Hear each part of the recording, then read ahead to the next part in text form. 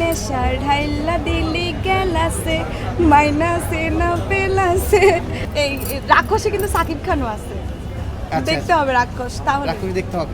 আমি তো হচ্ছে যখন খুব ছোট ছিলাম, আমি যখন এসএসসি পাস করছি তখন আমি ফোন চালাই। এখনকার বাচ্চারা কিন্তু যখন সিজার থেকে বাচ্চা বের করা হয় তারপরে কিন্তু ও ফোন টিপে। সো এখনকার বাচ্চাদেরকে এইসব সিনেমা দেখালে এত ভয়ের কিছু নয় বাবা।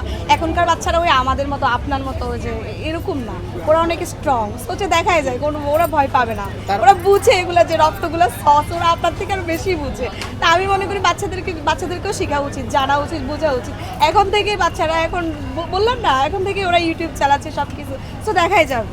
এই যে আমি বললাম না আমি ভয় পাইছি একটুখানি, ওই যে মরেছি এটাতে, হ্যাঁ অনেক সময় এরকম হয়, অনেক বাচ্চারাও ভয় পায় না, ওরা জানে এই ভয় পাচ্ছ কেন, এটা ভূত দেখলেও ওরা ভয় পায় না। সো দেখা যায় ভয় পাইছি বলতে একটু ইয়ে লাগছে, মেয়ে মানুষ বুঝতে হবে না, একটু নার্ভাস ফিল হয়েছে।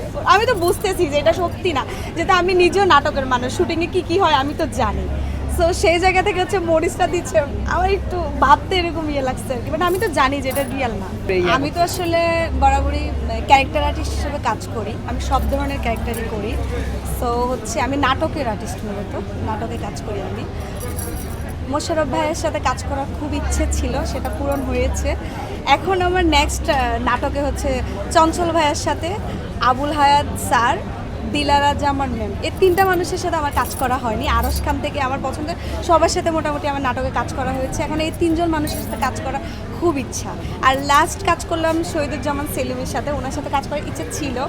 গাজী রাকায়েত, জন আহমেদ, ওনাদের সাথে কাজ করা হয়ে গেছে আমার। সাকিব খানের ছোট বোন ক্যারেক্টার যদি পাই তাহলে করব।